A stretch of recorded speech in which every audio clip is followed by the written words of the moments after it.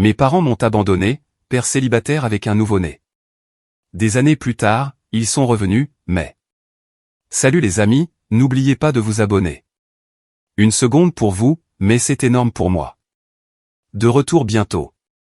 Je ne peux pas faire ça. C'était tout le mot. 5 mots écrits d'une main tremblante au stylo sur un ticket de caisse, posé sur le berceau comme si c'était sa place.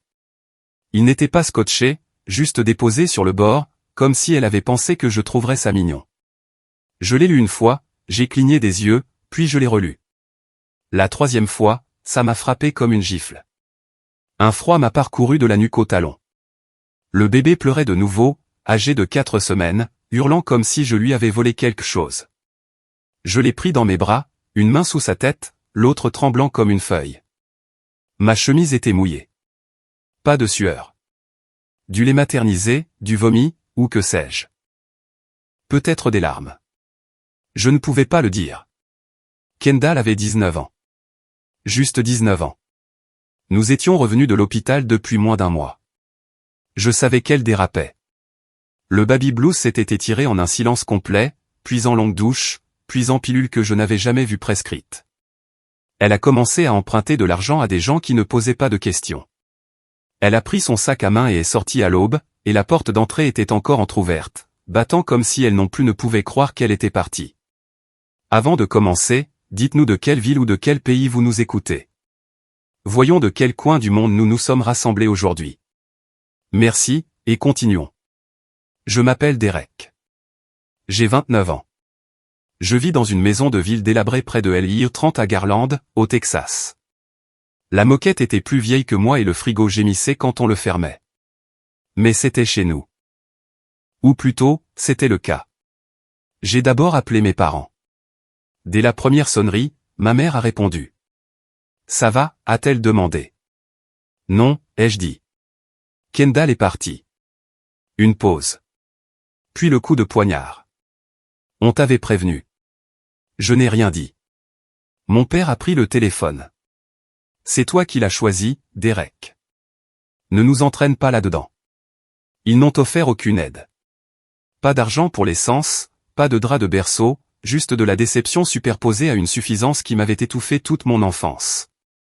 Beck n'arrêtait pas de fouiller ma poitrine, comme s'il pensait que du lait apparaîtrait s'il criait assez fort. Je l'ai serré plus fort et me suis assis sur le bord du canapé, le cœur battant à tout rompre, la vision se rétrécissant. Puis le téléphone a de nouveau sonné. Pas mes parents, mon propriétaire. « Vous êtes seul maintenant ?» a-t-il demandé, sans même faire semblant de s'en soucier. Le loyer est du vendredi prochain. Si vous ne pouvez pas le payer, je dois remettre le logement en location. C'est bon, ai-je dit en mentant. J'ai raccroché, je suis allé directement à l'évier et j'ai vomi. À côté, je suppose que Harlon m'a entendu m'étouffer ou a entendu Beck pleurer à travers le mur. Il a toqué une fois. Puis la porte s'est ouverte comme s'il était chez lui. « Tu gâches la lumière du jour », a-t-il dit, dévissant déjà une boîte de lait en poudre avec un couteau de poche. Il s'est essuyé les mains sur son jean. Dose la poudre. Note les heures des biberons. Fais une sieste quand il dort. Pas de discours. Bouge. On aurait dit qu'il avait été taillé dans un arbre. Cheveux gris, potanés, des mains qui avaient vu des moteurs et des ennemis. Ancien marine devenu mécanicien. Il vivait seul, parlait peu. Il me faisait toujours un signe de tête, mais ne disait jamais plus que « bonjour ». Il m'a tendu un thermos vert, cabossé et éraflé comme s'il avait fait la guerre. « L'eau chaude reste chaude », dit-il. « Tu en auras besoin quand tu seras coincé dans un bus ou assis dans une salle d'attente. » Ça m'a aidé à tenir au Koweït. Ça devrait suffire pour tes nuits à 3 heures du matin. Nous nous sommes assis à ma table de cuisine avec un prospectus et avons élaboré un plan. Heure de repas, stock de couches, bureau d'aide sociale pour les bons, endroit qui embauchait en équipe de nuit. Il en a entouré 3 et a souligné, « Présente-toi propre ». Le 3e jour, j'ai pris Beck dans le bus dans une poussette. Le bus a fait une embardée et j'ai renversé la moitié d'un biberon de lait sur mes genoux. Le silence s'est fait dans le bus. Un jeune avec un sweat à capuche a ri. Je suis resté assis là, dégoulinant de lait, essayant de ne pas pleurer. Les mots de Harlon me sont revenus. Agis d'abord, explique plus tard. J'ai enchaîné 5 entretiens d'embauche avec Beck attaché à moi. Sans supplier. Sans me plaindre. J'ai juste demandé s'ils avaient des horaires qui convenaient à un père célibataire. Minuit est arrivé et j'étais de retour dans la maison, relisant ce mot. Elle avait pris sa sortie. J'ai décidé que c'était moi qui prenais le volant. J'ai glissé le thermos sous le berceau et j'ai mis 2 réveils. Un pour 2h10, un pour 5h35. Je n'ai pas pleuré. Je ne me suis pas effondré. J'ai agi. Une semaine plus tard, j'étais de retour sur la même ligne de bus avec Beck endormi dans la poussette, la bouche ouverte, ses boucles humides de chaleur. Mon pouce faisait rouler des pièces de monnaie sur mon genou, comptant les correspondances comme si c'était un examen que je ne pouvais pas me permettre de rater. La femme en face de moi portait une veste gris foncé avec de petites taches de graisse près des coudes et un visage qui disait qu'elle avait vu toutes les formes de bêtises possibles, 2 fois, et que plus rien ne la faisait sourciller. Elle a fouillé dans son sac et m'a tendu un paquet de lingettes de voyage et une carte de visite sans dire un mot. J'ai pris les 2 avant même que mon cerveau ne comprenne. La carte indiquait « Maya Le Thon, Lockline Serrurerie Mobile ». « Tu gardes ton calme sous la pression ?» a-t-elle demandé, hochant la tête vers Beck, qui émettait de doux ronflements comme un ventilateur cassé. J'ai haussé les épaules et j'ai dit « Je n'ai pas beaucoup d'options ». Elle a esquissé un demi-sourire qui n'a pas atteint ses yeux. On est tous dans le même cas. J'ai besoin de quelqu'un qui se présente, qui reste calme et que ça ne dérange pas d'ouvrir des portes à 2h du matin. Salaire de stagiaire pour commencer. Horaire flexible. Intéressé ? Le métier de serrurier, ce n'est pas de la magie. C'est de la concentration, de la patience et des mains qui ne tremblent pas quand quelqu'un crie à propos d'un enfant coincé à l'intérieur ou d'un chien qui ronge le mur derrière une porte verrouillée. Maya m'a laissé l'accompagner le soir même. J'ai laissé Beck avec Arlon, qui a seulement dit « Sois là à 7h pile, pas 7h01 ». Puis il a fermé sa porte comme si la conversation était terminée. Maya travaillait en silence et rapidement. Pas de mouvement inutile.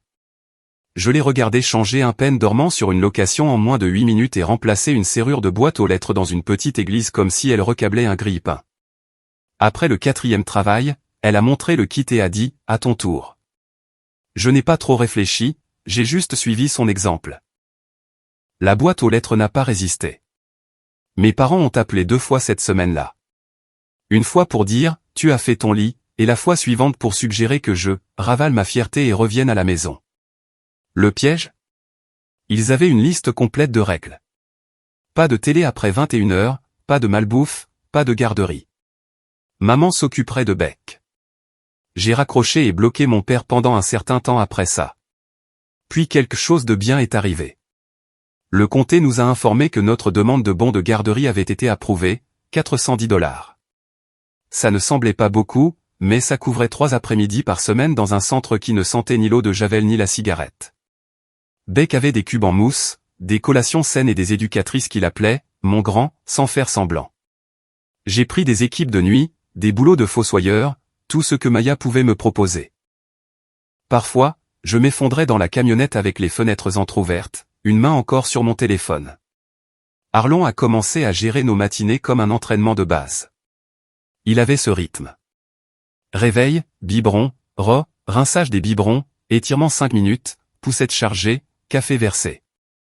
Si tu t'en tiens à un rythme, disait-il en emballant le thermos comme s'il était sacré, les mauvais jours ne te mettront pas KO. Samedi, j'ai transformé une de nos boîtes de déménagement en cuisine pour Beck. J'ai utilisé un tendeur pour fabriquer une étagère, emprunté un des vieux thermos de Arlon pour faire une cafetière, et ajouté une louche en plastique et une casserole achetée au magasin à $1.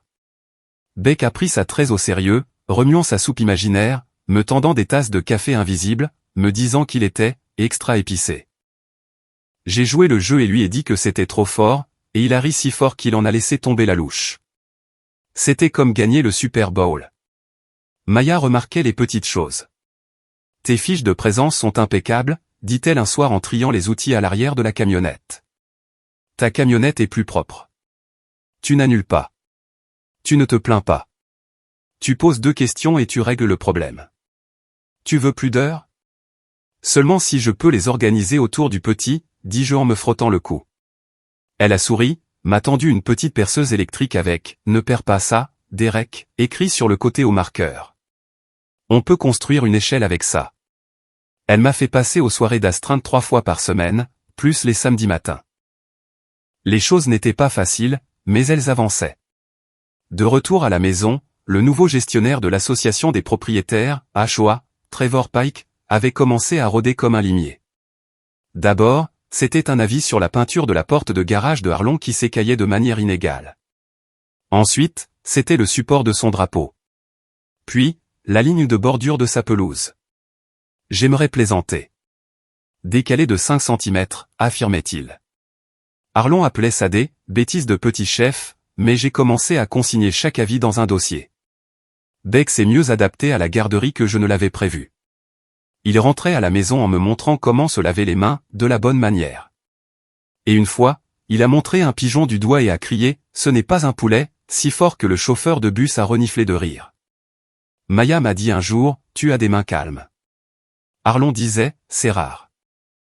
Ne dis rien que tu peux simplement faire. » Beck disait « Papa, soupe. » Et me tendait une cuillère vide. C'était ma semaine, encore et encore. Pas d'applaudissements, pas de miracle, juste du labeur. Je dormais quand je pouvais, je restais en mouvement quand je ne pouvais pas. Les nuits étaient pour les boulots et le nettoyage des biberons. Les matins étaient un chaos de jeunes enfants et de pain grillé brûlé, mais je gardais le thermos plein et bec nourri. Je n'avais pas la place de rêver. J'avais la place de fonctionner, et c'était suffisant pour le moment. Les interventions pour porte claquée à 23h vous font apprécier le silence comme s'il était d'or. Quand tout se passe bien, vous ne faites presque aucun bruit. Juste le clic de la goupille qui se met en place, le doux cliquetis d'un loquet, et vous êtes parti. Mais quand ça se passe mal, les bébés se réveillent, les chiens aboient et les voisins regardent à travers les rideaux comme s'ils auditionnaient pour une série policière. J'ai appris à me tenir là où les caméras de Porsche pouvaient me voir et à toujours laisser le reçu bien en vue. Je gardais une voix basse et une posture neutre. On traite les gens et les portes de la même manière. Les deux peuvent vous claquer au nez quand vous vous y attendez le moins. Un mardi, j'étais à plat ventre sous le pêne dormant d'une vitrine, les mains crispées par l'angle, quand mon téléphone a vibré sur le trottoir à côté de moi. Je l'ai mis sur haut-parleur sans regarder. C'est mademoiselle Jeannette de la garderie de Beck. Il va bien, juste pour vous prévenir. Il manque de couche-culotte. Pouvez-vous en apporter demain? J'ai hoché la tête comme si elle pouvait me voir. Oui, absolument. Je les déposerai tôt. J'ai raccroché, fléchi mes doigts et suis retourné persuader le pêne dormant de se déloger. Ne me dites pas que les hommes ne peuvent pas faire plusieurs choses à la fois. On ne leur érige simplement pas des hôtels pour ça. À ce moment-là, Maya m'avait mis sur des rotations plus serrées. Elle vérifiait mon kit le matin, me questionnait sur les erreurs des machines à clé autour d'un café, et s'attendait toujours à ce que je réponde aux appels comme si je faisais ça depuis 10 ans. Les machines à clé se fichent des excuses, a-t-elle dit un jour en me tendant un presse-papier. Les clients aussi. Tu suis ta liste de contrôle, tu respires, puis tu parles. Je l'ai noté et je l'ai appliqué. Cet ordre fonctionnait mieux que n'importe quel discours de motivation. Cette même semaine, ma mère m'a envoyé un SMS, long d'un paragraphe, plein de culpabilité déguisée en inquiétude. Elle disait que c'était blessant que j'ai posté la première coupe de cheveux de Beck sans mentionner les grands-parents qui avaient essayé de te prévenir. J'ai commencé à taper, pas utile, mais je me suis arrêté et j'ai tout effacé. À la place, j'ai emmené Beck au parc et je lui ai appris à taper dans un ballon sans tomber. Harlon était assis sur un banc, lunettes de soleil, bras croisés, ressemblant à un chien de garde à la retraite.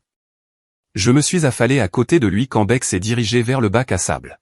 « Tu te débrouilles bien », a-t-il dit, en continuant de regarder le gamin. « Ignore le bruit. Continue d'avancer. Il y a eu une nuit que je n'oublierai jamais. J'ai manqué le réveil de 2h du matin. Je me suis réveillé à 3h20 en panique. Beck était réveillé, fredonnant un air dans son berceau, la tétine par terre, la couche trempée. Je me sentais comme une ordure. Ma poitrine brûlait. Mais il m'a regardé, a souri comme si je venais de lui apporter un gâteau au chocolat et a dit « Salut, papa ». C'est le genre de moment qui brise quelque chose en vous, mais qui le répare différemment. Puis Trevor, notre tyran préféré de la Shoah, a mis un avis d'infraction sur la porte de Harlon pour un fichu pot de fleurs, le qualifiant des « obstructions non autorisées ». Harlon a reniflé, puis est devenu silencieux. « Encore un comme ça », dit-il en glissant le papier sous un aimant, et j'apporte une chaise pliante à la réunion du conseil. Je n'ai pas dit grand-chose, je l'ai juste ajouté au dossier. Tout était daté, photographié, étiqueté. Je n'allais pas laisser ça pourrir sous le tapis. Ce vendredi-là, Maya m'a jeté un polo de l'entreprise avant notre premier arrêt. Il n'était pas neuf, mais il était propre, bleu et portait le logo Lockline cousu sur la poitrine. Les clients se détendent quand vous avez l'air de savoir où vont les vis, a-t-elle dit. La chemise était un peu bizarre aux épaules, mais c'était plus que du simple coton, comme un jalon sur la route. Je ne l'ai pas dit, mais elle le savait. Plus tard cette semaine-là, j'ai été appelé dans une résidence pour personnes âgées. Une femme nommée Madame Flanigan voulait qu'on abaisse son Judas pour qu'elle puisse voir dehors sans se mettre sur la pointe des pieds. Je l'ai fait rapidement, proprement et de niveau. Quand je l'ai testé, elle a rayonné. Mon défunt Georges n'a jamais eu cette patience, a-t-elle dit, puis elle m'a serré dans ses bras dans une étreinte qui sentait la lavande et le vieux papier. C'est réglé, lui ai-je dit. Dans la camionnette, je me suis permis de sourire pendant 10 secondes, peut-être 12. Ce soir-là, de retour à la maison, j'ai déplacé la petite cuisine en carton de bec à côté de la mienne. Il a remué un ragoût invisible pendant que je faisais bouillir des pâtes, et nous avons mangé sur le même plateau. On est une équipe, lui ai-je dit. Il a hoché la tête sans cligner des yeux. Je sais. Puis est arrivé le message vocal de mon père. J'ai failli ne pas l'écouter. Nous ne sommes pas tes ennemis, disait-il de cette voix qui essayait toujours de paraître sage, mais qui sonnait plus comme un jugement. Mais c'est toi qui as créé ce désordre. J'allais le supprimer, puis j'ai changé d'avis. Je l'ai sauvegardé, non pas pour le réécouter ou y ruminer, mais juste pour me souvenir de la distance. Ce dimanche-là, Beck et moi nous sommes arrêtés à l'épicerie. Il a insisté pour pousser le chariot. Nous avons croisé un couple que je connaissais vaguement du complexe résidentiel. Des parents, probablement la trentaine, avec 2 enfants. La femme a hoché la tête poliment. L'homme a dit, toujours en mode père célibataire. Je l'ai regardé droit dans les yeux. Toujours en mode étranger mal embouché. Il a cligné des yeux comme si je l'avais giflé avec un test de maths. J'ai continué à pousser le chariot et j'ai laissé Beck choisir un yaourt. Plus tard dans la soirée, je me suis assis avec Arlon pendant que Beck s'endormait par terre devant le ventilateur. Je lui ai parlé du message vocal, du type au magasin. Tu vas atteindre un point, dit-il en sirotant son café noir dans ce vieux thermos vert, où tu arrêteras de te justifier auprès des gens qui ne font rien pour toi. C'est la limite. Tu sauras quand tu l'auras tracé. J'ai hoché la tête, mais je le savais déjà. Je l'avais tracé au moment où j'avais dit à ma mère qu'il ne manquait rien sur la photo de la coupe de cheveux. Pas de grands-parents, pas de honte, pas d'excuses en forme de culpabilité, juste moi, le gamin et les ciseaux. Cette ligne n'était pas temporaire. J'avais l'intention de la maintenir. Beck avait 4 ans et était bâti comme une pile électrique. Solide, câblé pour le mouvement, plein de questions qui n'arrivaient pas comme une tempête, mais comme des cailloux dans une botte. On ne les remarque pas au début. Puis c'est tout ce qu'on sent. Nous étions devant, sous l'ombre de l'arbre près de l'allée de Arlon. Une demi-douzaine de camions jouets étaient éparpillés dans la terre comme sur un site d'accident. Beck les alignait, narrant quelque chose à propos d'une dépanneuse et d'un camion de lait qui se mariait quand il a posé la question, comme s'il lisait une étiquette à voix haute. Pourquoi tout le monde a une maman? J'ai levé les yeux de mon café, mais il n'avait pas fini. Où est la mienne? Il l'a dit directement. Sans agressivité, sans peur, juste curieux, comme s'il voulait savoir pourquoi certains enfants avaient des boîtes à lunch avec des super-héros et d'autres avec des paillettes. Je n'ai pas tourné autour du pot. La règle de Arlon. Réponds honnêtement, simplement. N'en fais pas un discours. Tu as une maman, ai-je dit en posant ma tasse. Elle a eu des moments difficiles. Elle n'est pas en sécurité en ce moment. Ce n'est pas de ta faute. Beck a plissé les yeux vers le ciel comme s'il réfléchissait intensément, puis a hoché la tête une fois et est retourné empiler de la terre sur un camion benne. D'accord, je peux avoir 2 oranges. Je me suis éclairci la gorge. Oui, mon grand. Tu peux en avoir 2 à l'intérieur. J'ai rincé les fruits dans l'évier, les mains tremblant un peu.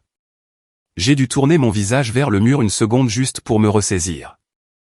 Arlon se tenait près de la cuisinière, faisant claquer le couvercle du thermos d'une main et me regardant avec cette immobilité qui veut tout et rien dire. Il n'a pas parlé jusqu'à ce que mes épaules s'affaissent. Il ne s'agit pas des réponses, dit-il en versant de l'eau chaude sur un sachet de thé bon marché. Il s'agit du fait que tu n'as pas flanché. Il s'en souviendra plus que des mots.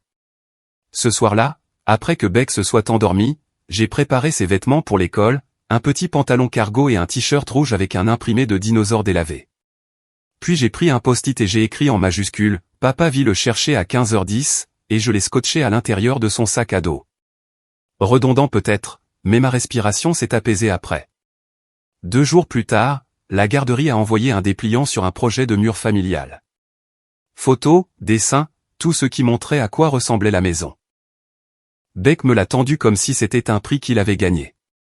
J'ai retrouvé la photo de la salle d'arcade du centre commercial.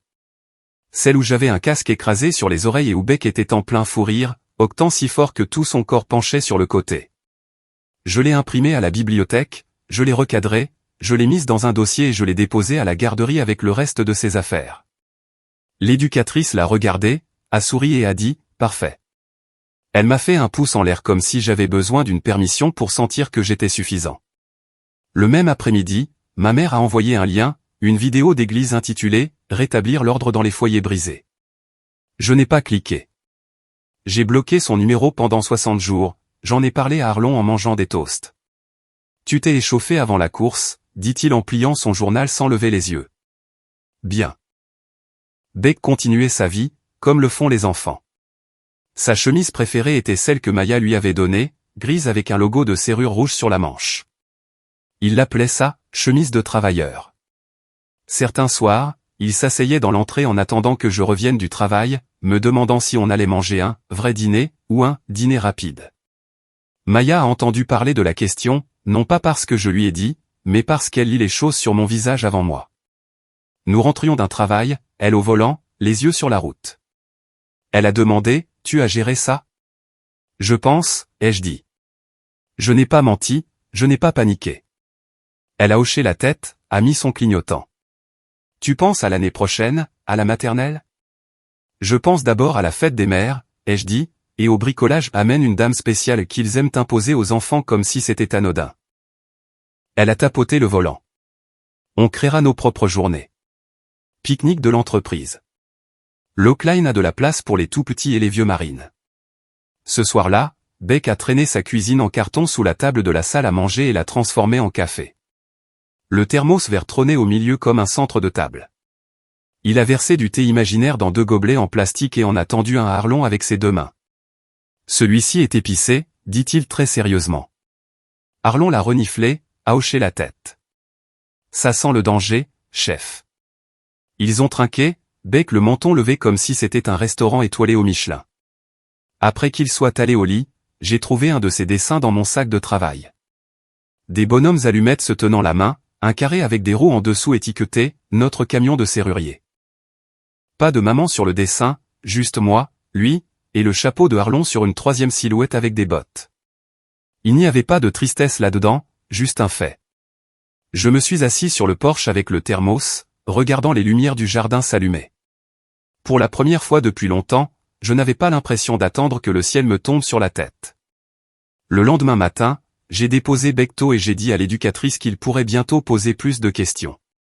Elle a hoché la tête. On ne donne pas toutes les réponses aux enfants, a-t-elle dit. On leur donne l'espace pour accueillir celles qu'ils reçoivent. Ça m'a touché plus que je ne l'aurais cru. Je n'ai pas flanché quand Beck a demandé où était sa mère. C'était important. Je n'ai pas menti. C'était encore plus important. Et quand il a souri et a dit, « Je pourrais avoir 3 oranges la prochaine fois », je lui ai répondu, « Bien sûr. » Sans hésitation. Le printemps n'est pas arrivé en douceur cette année-là. Il a défoncé la porte. La pluie battait les gouttières de côté et chaque serrure de la ville semblait gonfler comme si elle avait quelque chose à prouver. Les peines dormants se coinçaient, les poignées se cassaient, les locataires criaient, les propriétaires paniquaient. Nous étions débordés. Maya a commencé à me router les appels directement. « Tu ne perds pas ton sang-froid, dit-elle. C'est important. » Elle n'a pas eu besoin de le dire 2 fois. J'étais déjà en mouvement. Elle m'a inscrit à la certification de l'État et m'a donné un guide d'études assez épais pour tuer un écureuil. « Ne te prends pas la tête avec l'examen », m'a-t-elle dit en me tendant un 2e dossier étiqueté « Raccourci », à l'épreuve de Derek. Tu planifies trop, mais dans le bon sens. Certain. J'ai étudié sur le canapé, Beck alignant des petites voitures en rangées parfaitement espacées sur mes jambes comme si j'étais un circuit de course. Je lisais des sections à voix haute jusqu'à ce qu'il commence à répéter les mots « serrure à cam » et « gâche » comme si c'était des noms de super-héros. J'ai réussi avec 89%. Pas un score de champion, mais je n'ai pas besoin de médaille. Maya m'a claqué les résultats du test contre la poitrine et a dit « voilà ton feu vert ». Puis elle m'a ajouté à quelques chantiers commerciaux et m'a dit de gérer les devis clients quand elle était sur une autre ligne. « Tu es le plus stable », a-t-elle dit. N'attaque pas avec le charme. Attaque avec la preuve. Le dimanche est arrivé et j'étais en train de frotter les bottes de pluie de Beck sur le pas de la porte quand on a frappé comme un coup de marteau de juge. Mes parents. Sans prévenir, juste là, avec une boîte de course et cette tension qui vibre derrière les yeux. On a pensé qu'on pourrait t'aider, a dit ma mère en entrant sans attendre. Elle a posé les courses et a immédiatement ouvert la bouche comme si elle attendait dans un confessionnal. Beck a besoin de femmes plus âgées autour de lui, Derek.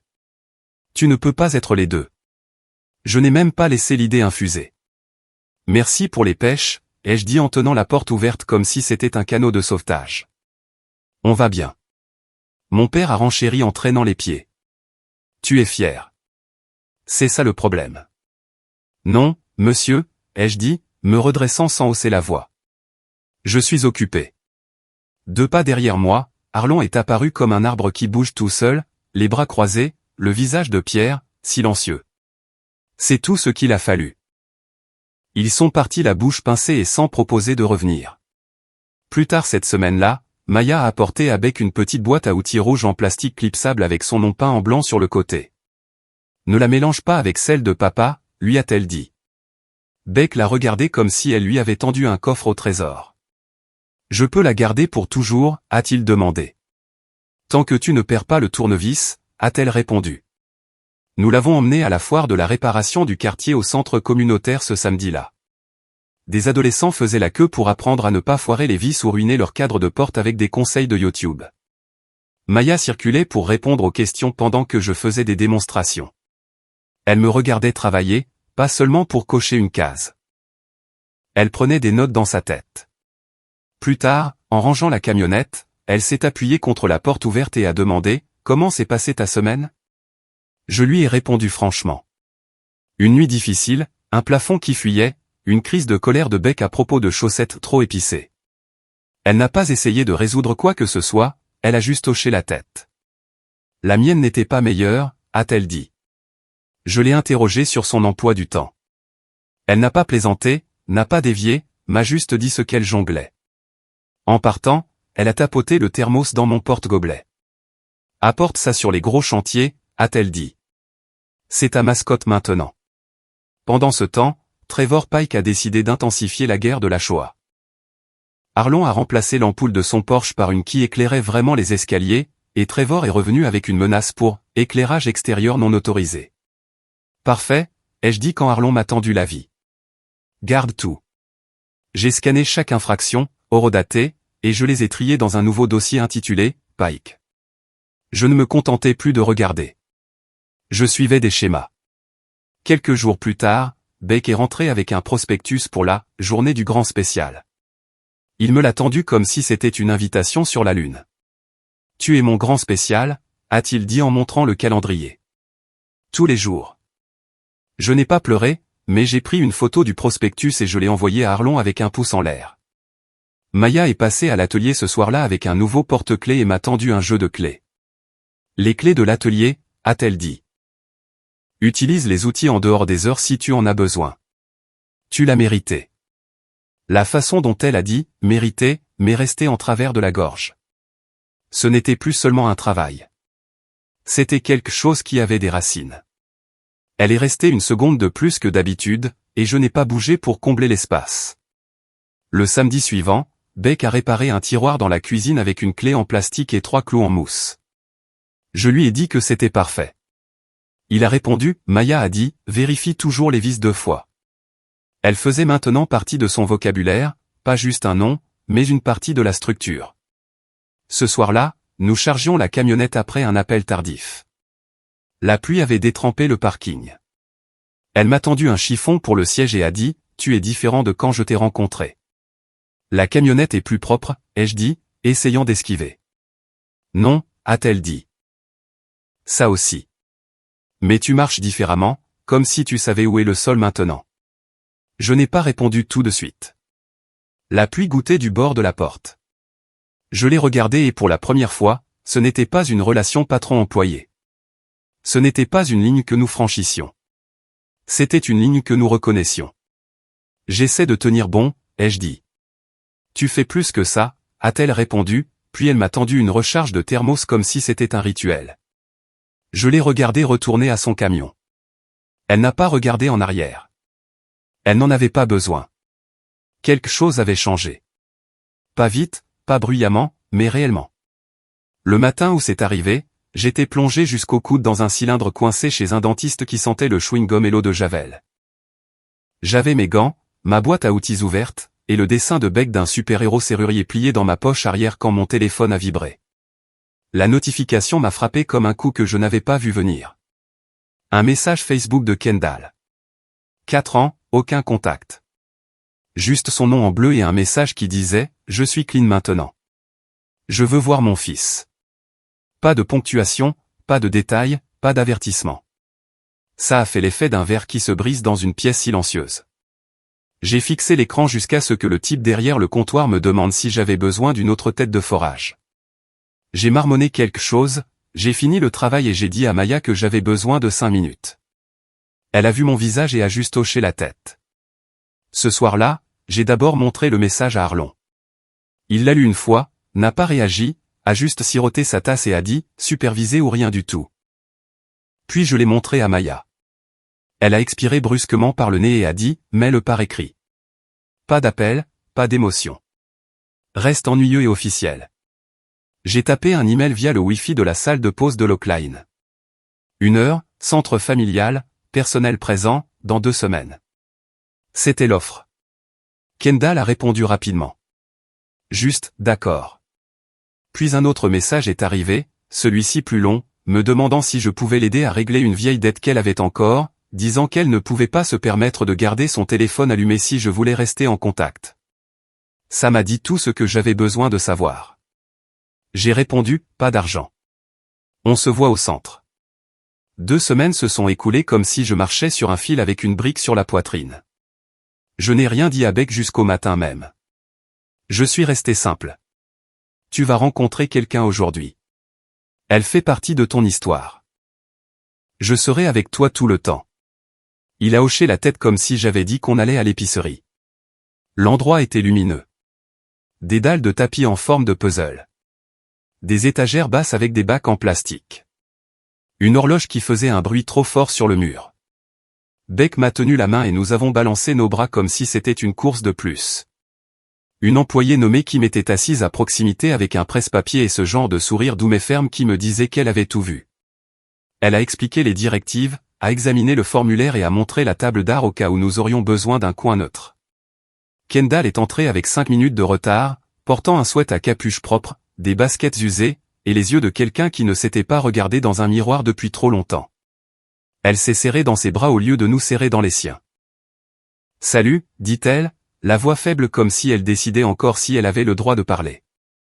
Beck est resté près de mon genou, la main toujours serrée dans la mienne. Kim a de nouveau énoncé les règles. Kendall a hoché la tête, puis a demandé « On peut avoir 1 minute seule ?» Je n'ai pas cligné des yeux. Non. On le fait de cette façon ou pas du tout. Elle a pincé les lèvres mais n'a pas discuté. Au bout de 15 minutes, la conversation de politesse s'est effilochée. Elle a commencé à raconter une histoire sur une clinique où elle avait séjourné quelques semaines, puis est passée à son téléphone qui avait été coupé. J'ai besoin d'environ $200 pour rester en contact, a-t-elle dit, essayant de garder une voix légère. J'ai secoué la tête. Le contact se fait par le centre. Ça ne changera pas, elle a soupiré bruyamment, comme si c'était moi qui rendais les choses plus difficiles qu'elles ne devaient l'être. Puis elle s'est avancée légèrement, les bras à moitié tendus comme si elle voulait le serrer dans ses bras. Beck a fait un pas derrière moi et s'est agrippé à la jambe de mon pantalon. Kim n'a pas bronché. Elle a juste fait glisser une boîte de crayons de couleur et quelques pages de coloriage sur la table et a demandé si Kendall voulait dessiner avec lui. Ça a brisé net le moment. Ils se sont assis à la table pour le reste de l'heure. Beck n'a pas dit grand-chose. Il a gribouillé un camion et l'a montré une fois. C'est notre camionnette, a-t-il dit. Elle a souri. Ça n'a pas accroché. Quand le temps a été écoulé, Kim a remercié tout le monde comme si elle clôturait une réunion. Beck a dit au revoir de toute sa main, les doigts écartés. Kendall s'est mise à pleurer et a dit « Je t'enverrai un email ». Elle ne l'a jamais fait. J'ai gardé le badge visiteur qu'il m'avait donné, celui qu'on décolle avec mon nom écrit au marqueur. Je ne l'ai pas accroché ni regardé à nouveau, je l'ai juste glissé dans le même tiroir où je gardais le premier dessin d'école de Beck et la lettre de bon du comté d'il y a 3 ans. Ce n'était pas un trophée. C'était la preuve que j'avais fait la chose difficile de la bonne manière. Sur le chemin du retour, Beck s'est endormi sur la banquette arrière, les doigts recroquevillés en un point, la joue appuyée contre la vitre. Mes mains étaient crispées sur le volant, la gorge sèche. Je n'étais pas en colère contre elle. Pas vraiment. J'étais en colère contre le trou qu'elle avait laissé derrière elle. Arlon attendait sur le porche, thermos à la main. Il a versé 2 tasses avant même que je monte les marches. « Tu l'as gardé en sécurité ?» a-t-il dit en me tendant une tasse. « C'est le boulot. » Je n'ai pas parlé, j'ai juste hoché la tête une fois. Le silence était assez éloquent. Cette nuit-là, j'ai dormi comme un homme qui s'était préparé à un coup qui n'est pas arrivé. Pas la paix, juste une sorte de calme épuisé. Le matin, Beck m'a tiré la manche pendant que je versais des céréales et a dit « On peut avoir des pancakes en forme de camion ?» Ils ressembleront probablement à des pancakes, lui ai-je dit. Il a souri. C'est pas grave. Tu es le meilleur chef. J'en ai fait 2. L'un ressemblait à une méduse, l'autre à une botte. Il a trempé les 2 dans du sirop et les a déclarés « pneus de Monster Truck ». Pas de fanfare, pas de bande-son, juste une cuisine, un gamin, et une ligne que je n'ai pas franchie. Le 10e avis est arrivé avec une facture jointe, $175, intitulée « Frais administratifs pour non-conformité répétée ».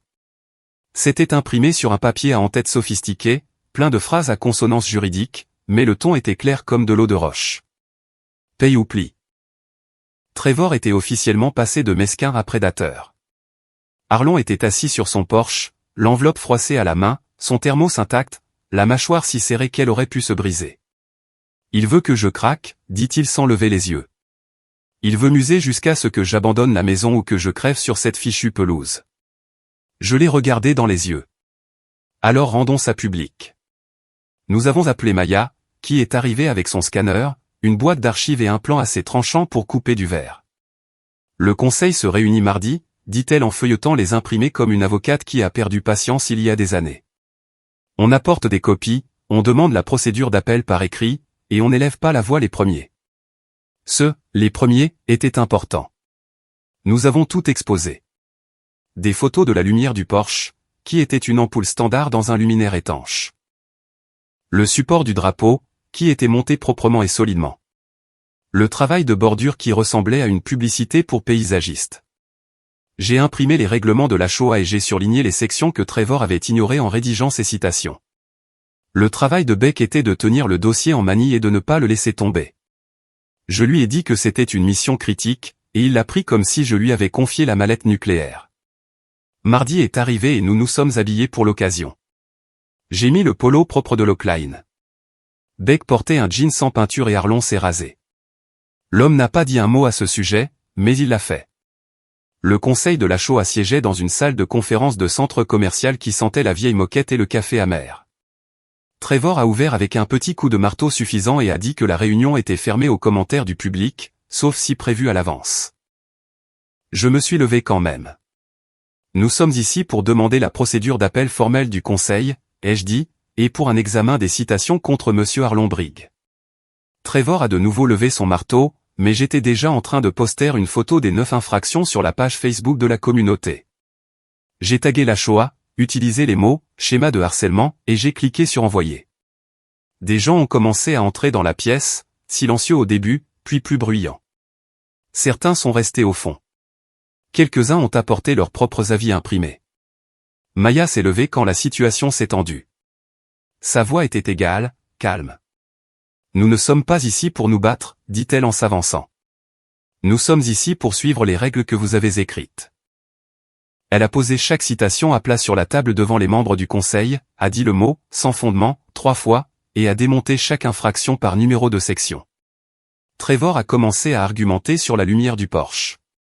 Quand Arlon a finalement parlé, il s'est penché en avant, a posé ses 2 mains sur la table et a dit « Messieurs, j'ai saigné sur du sable plus chaud que votre parking. Traitez-moi équitablement ou mettez-le par écrit. » Le silence s'est fait dans la pièce. Une femme au fond a applaudi une fois, puis quelqu'un d'autre l'a fait. Le conseil n'a pas applaudi, mais ils ont tressailli. Ils ont annulé 5 citations sur le champ. Ils ont dit qu'ils examineraient les 4 autres. Trevor avait l'air d'un homme qui avait avalé un citron qui s'était coincé en travers de la gorge. Dehors, nous n'avons pas célébré. Nous sommes sortis d'un pas ferme, la tête haute. Mais j'ai surpris Beck en train de chuchoter à Maya. On a gagné? Elle s'est penchée et a dit, on n'a pas fini, mais tu as fait ton travail parfaitement. Le lendemain matin, j'ai déposé Beck à la garderie et j'ai fait un tour de pâté de maison avant de me diriger vers l'atelier. Mon instinct me disait que quelque chose n'était pas terminé. J'ai commencé à creuser. Rien de profond, juste une intuition. Quelques appels téléphoniques. Une discussion avec mademoiselle Florence, qui vivait en face de Arlon et gardait tout, absolument tout, dans des enveloppes en manille empilées comme des briques. Trevor avait facturé en double des frais administratifs à 3 veuves de notre rue. Pas d'audience, pas de formulaire, juste des frais surprises agrafés à de fausses revues de maintenance qu'il s'était envoyées à lui-même. Maya nous a trouvé un contact dans une clinique d'aide juridique avec laquelle elle avait déjà travaillé. Nous avons aidé les dames à déposer des litiges, envoyé des lettres, joint les règlements et les reçus. Puis nous avons publié l'affaire discrètement, proprement, documentée sur le même fil Facebook. Je ne m'attendais pas à des feux d'artifice. Nous ne cherchions pas le drame. Nous avons juste déposé la vérité au milieu de la pièce et l'avons laissé parler. 2 semaines plus tard, Trevor a démissionné pour raisons personnelles. Pas de cérémonie, pas d'excuses. Il a laissé un dernier avis dans la boîte aux lettres de Arlon, non signé, et m'a fait un signe de la main aux boîtes aux lettres communautaires comme si son bras pesait 20 kilos. J'ai hoché la tête une fois, sans lui rendre son salut. Ce week-end-là, Arlon a encadré les 9 citations et les a accrochées dans son garage au-dessus de l'établi, comme une plaque. Ça, c'est un trophée, dit-il en tapotant le verre. J'ai mérité chacune d'entre elles en respirant et en ne pliant pas, j'ai pensé au vieux message vocal de mon père. C'est toi qui as créé ce désordre. Puis j'ai regardé le cadre de Arlon.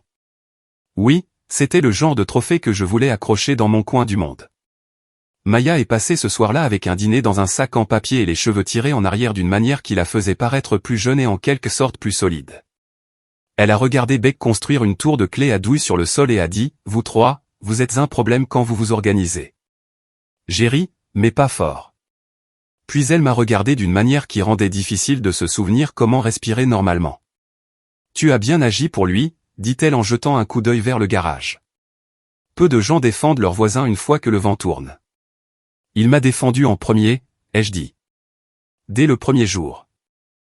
Nous nous sommes assis sur le porche pendant que Beck se parlait à lui-même à l'intérieur, transformant les outils en dinosaures. J'ai versé 2 tasses du thermos et lui en ai passé une. Elle n'avait pas besoin de sucre. Certaines personnes gagnent en marchant sur les autres. Trevor pensait qu'il était de cette trempe. Mais nous avons gagné en restant debout, stable, droit, et en ne haussant le ton que lorsque c'était nécessaire. Et parfois, quand la poussière retombe enfin, la récompense n'est ni l'argent ni les louanges. Parfois, c'est juste de savoir que la lumière du Porsche reste allumée et que l'homme qui l'a installé ne va nulle part. La camionnette était garée juste devant l'atelier, sous une caméra que nous n'avions pas réalisé être fausse. Ils n'ont même pas pris la peine de briser une vitre, ils ont juste forcé la porte latérale proprement, comme quelqu'un qui savait ce qu'il faisait. 2 programmateurs de clés haut de gamme, un ordinateur portable avec tous nos journaux de service, et une boîte d'ébauche de la taille d'une glacière à bière. Disparu. Juste comme ça. L'assurance couvrirait une partie, mais pas la vitesse, pas les heures perdues, pas le coup porté à notre élan. Maya était assise par terre dans l'arrière-salle, le dos contre le mur, les genoux pliés, les mains fermement jointes. Ses yeux étaient fermés comme si elle se préparait à une vague qui n'arrêtait pas de déferler. Je n'ai rien dit au début. J'ai fait du café, je l'ai versé dans le vieux thermos vert, le même que Arlon m'avait donné il y a 4 vies, et j'ai rempli une tasse. Je l'ai posé à côté de sa main. On verrouille des serrures, ai-je dit. On se relève aussi. Elle a ouvert les yeux, a pris la tasse et a bu comme si elle en avait plus besoin que de l'air. Nous avons sécurisé l'atelier cette nuit-là, changé chaque cylindre, chaque code. Maya a routé la ligne d'urgence vers son portable, et j'ai installé une caméra avec de vraies alertes de mouvement. Beck dormait sur un tapis dans le coin sous son sac à dos, un ours en peluche à ses pieds, la bouche ouverte. Il n'a même pas bougé. Nous avons travaillé jusqu'à 2 heures du matin. C'était un travail lent, pénible, du genre qui vous brûle les mains et vous éclaircit l'esprit. Ça a aidé. Le lendemain matin, j'étais sur le point de quitter le parking de l'école quand le bureau de la direction a appelé mon portable. Monsieur Reed. Beck va bien, mais il est contrarié. La préparation de la fête des mères a commencé, et il a crié qu'il n'en avait pas, les mots n'étaient pas des mots. C'était comme une pointe sous mes côtes. J'ai dit que j'arrivais et je n'ai raccroché qu'en entrant dans la salle de classe. L'air y était tendu comme du plastique. Beck était sur une chaise trop petite pour lui, les poings serrés, la mâchoire contractée. Son visage ne s'est pas décomposé quand il m'a vu. Il m'a juste fixé comme s'il mettait la pièce au défi de cligner des yeux en premier. Je me suis assis sur un de ces minuscules tabourets bleus et j'ai regardé autour de moi. Je m'appelle Derek, ai-je dit à la classe. Certaines familles, c'est un seul papa. D'autres, ce sont 2 grands-parents. D'autres encore, c'est un voisin qui est toujours là. S'il a besoin d'une personne spéciale, il en a une. L'enseignante a semblé stupéfaite un instant, puis a hoché la tête. Nous appellerons ça la journée de la famille, a-t-elle dit, attrapant un marqueur et l'écrivant en grand sur le tableau blanc. Un gamin en basket Spider-Man a levé la main. Ma personne spéciale, c'est ma tante, a-t-il crié. L'atmosphère s'est détendue. La tension s'est dissipée. Beck m'a regardé et a dit, j'ai toujours le droit de t'amener, n'est-ce pas? J'ai hoché la tête. À chaque fois, mon grand. Plus tard dans l'après-midi, alors que j'étais de retour au travail, j'ai reçu un texto d'un numéro que je n'avais pas enregistré depuis un moment. Ma mère. Nous avons entendu ce qui s'est passé à l'école. Nous sommes de la famille. Nous voulons être là. Je n'ai pas répondu. J'ai pensé que ce serait peut-être la fin. J'avais tort. Le lendemain, je les ai trouvés debout dans le couloir devant la classe de Beck. Maman tenant un sac de cupcakes achetés en magasin comme si elle les avait faits de ses propres mains. Papa debout derrière elle comme un avocat forcé d'assister à un repas à partage. Nous sommes de la famille, a-t-elle dit, le menton levé comme si elle posait une revendication légale. J'ai pris une profonde inspiration et n'ai pas haussé la voix. Alors agissez en conséquence. Pas de visite surprise, pas de conseils parentaux non sollicités. Vous appelez d'abord, vous prenez le temps qu'on vous donne, et vous ne parlez pas de honte devant mon fils. C'est le prix d'entrée. Elle a cligné des yeux avec force. Papa a ouvert la bouche, l'a refermée, a changé de position comme s'il envisageait de me défier, puis a réalisé qu'il n'en avait pas le droit. Le directeur est passé à ce moment-là, m'a fait un signe de tête et a dit, nous apprécions les adultes qui se présentent pour leurs enfants. Il ne les a même pas regardés. C'était suffisant. Je n'ai pas pris les cupcakes.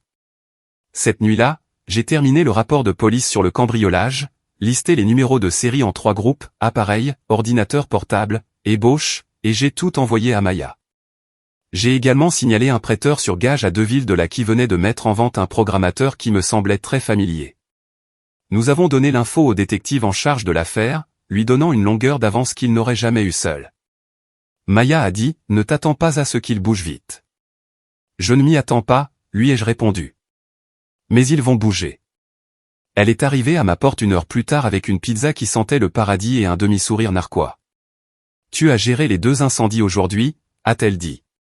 Sans crier une seule fois.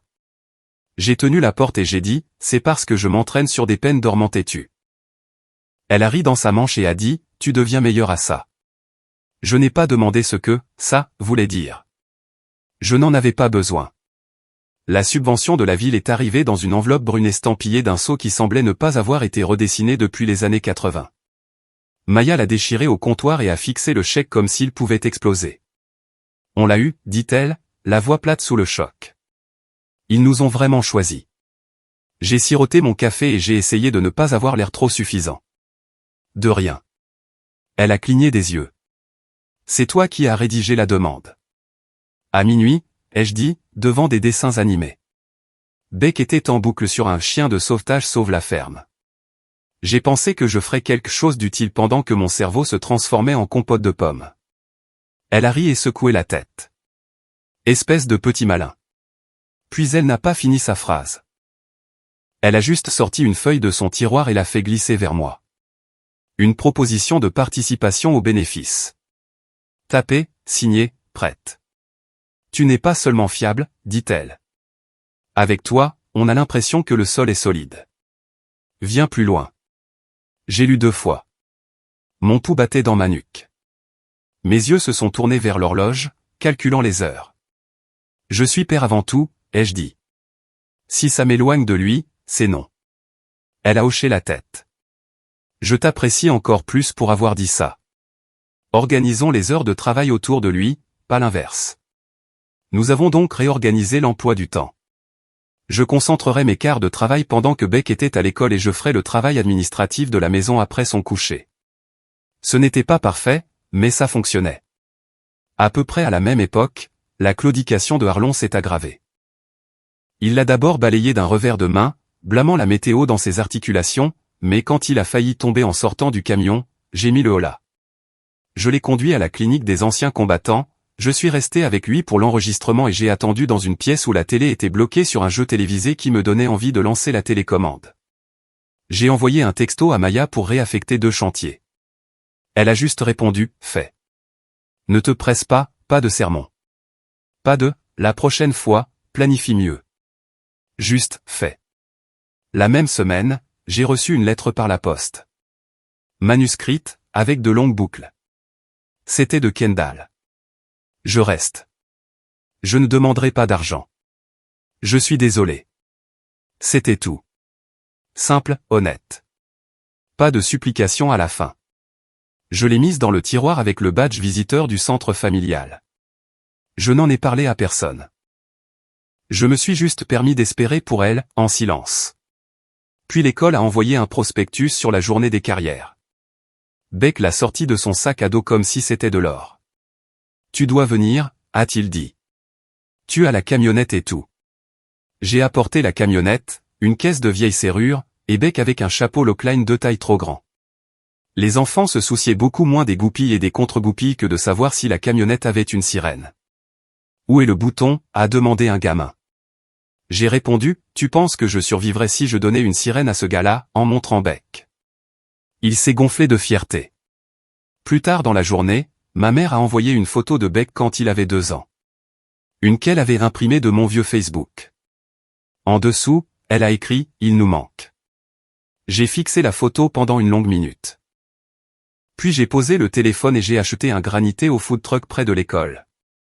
Nous nous sommes assis sur le trottoir, les langues teintes en bleu, les mains collantes, rien de lourd.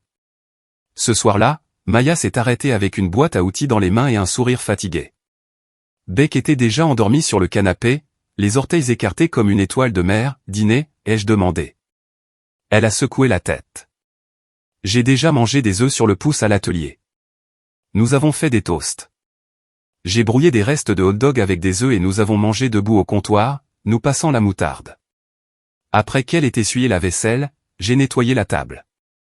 Sa main a frôlé la mienne sur le torchon et n'a pas bougé. Un jour, dit-elle, les yeux toujours rivés sur l'évier, quand tu seras prêt. Je n'ai pas flanché. Je n'ai pas plaisanté. J'ai juste dit, j'y arrive. Elle a serré ma main une fois et l'a lâchée. Le lendemain, Harlon a tendu à Beck un kit de sculpture sur bois pour enfants avec un regard qui disait, ça vient avec des leçons, même s'il ne l'a pas dit à voix haute. Nous nous sommes assis au bord du jardin à tailler des bâtons. Beck écoutait comme si le bois avait des secrets. Puis nous avons commencé à préparer les portes ouvertes de Lockline. Des dépliants ont été affichés. Les clients ont reçu des invitations. Maya a commandé un château gonflable parce qu'elle a dit, soit on est sérieux, soit on est amusant.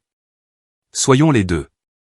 J'ai promis un café si fort qu'on pourrait y faire tenir une cuillère et j'ai rempli le thermos quand même. Peu importait le nombre de personnes. Ce qui importait, c'est que cette chose que nous construisions ne penchait plus. Elle pouvait supporter du poids. Elle pouvait nous supporter. Le parking sentait les oignons grillés et le caoutchouc neuf. Le vinyle du château gonflable cuisait au soleil. La fumée s'élevait de la plaque de cuisson que nous avions louée à un type nommé Donny qui insistait pour tout retourner avec une clé à molette. Nous avons installé une table avec de vieilles serrures, de minuscules tournevis et un bocal maçonne avec du ruban adhésif sur le devant qui disait « Fonds de serrurerie du quartier. Payez ce que vous pouvez ». L'idée de Harlon. Les gens ne devraient pas avoir peur derrière une porte cassée, avait-il dit. Simple, pas de sermon. Mes parents sont arrivés avant le début officiel. Ils se tenaient près de la clôture grillagée comme s'ils n'étaient pas sûrs de qui ils avaient le droit d'être. Maman a fait un signe de la main à Beck comme si elle avait peur de se casser le poignet. Beck a répondu sans ralentir, puis s'est jeté la tête la première dans le toboggan du château gonflable, les jambes battant dans les airs. Il a réapparu en riant et m'a fait un pouce en l'air comme si j'avais planifié toute la journée juste pour lui. Peut-être que c'était le cas. Harlon est arrivé plus lentement, le genou raide mais stable, portant une chemise à manches courtes que je ne reconnaissais pas, repassée, blanche à rayures grises. Ne fais pas de discours, a-t-il marmonné en passant. Tu vas pleurer. Et alors je devrais simuler une crise cardiaque pour changer de sujet. Je lui ai lancé un regard en coin. Tu me menaces avec une ambulance maintenant? Seulement si tu deviens sentimental, a-t-il dit, mais les coins de sa bouche ont tressailli. Maya est arrivée au milieu de la cohue, les cheveux tirés en arrière, une chemise bleue rentrée dans son jean, portant la veste Lockline que j'avais fait retoucher pour elle dans son dos. Elle n'a rien dit à ce sujet, a juste enroulé des câbles et fixé un haut-parleur sur une chaise pliante comme si elle était née pour ça. Elle s'est tenue à côté de moi avec une assiette en carton en équilibre sur un bras, un demi-petit pain et une tranche de cornichon. Tu vois ça, ai-je demandé. Je vois des procès pour le château gonflable qui attendent de se produire, a-t-elle dit. Mais ouais, c'est bien. Nous avons tiré au sort un coffre-fort ignifuge, une carte cadeau d'épicerie et une journée, papa et enfant à l'atelier, que Beck a annoncé lui-même. J'ai tiré les noms. Harlon a chahuté tout le monde. Assure-toi qu'ils peuvent vraiment soulever une clé, Reed. Une veuve de 2 rues plus loin a gagné le coffre-fort et m'a serré le coude si fort que je n'ai plus senti ma main pendant 1 minute.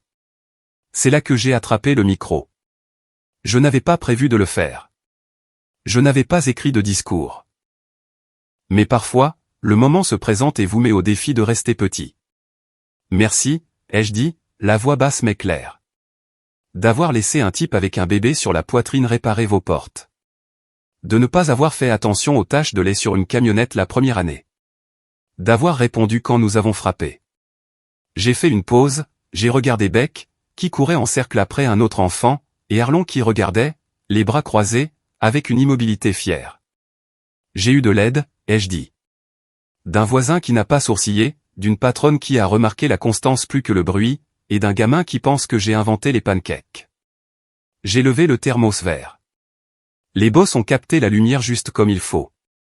Cette chose m'a permis de rester debout, et l'homme qui me l'a donné m'a appris à me lever tôt et à la fermer. Je me suis approché de Harlon et je le lui ai tendu à 2 mains.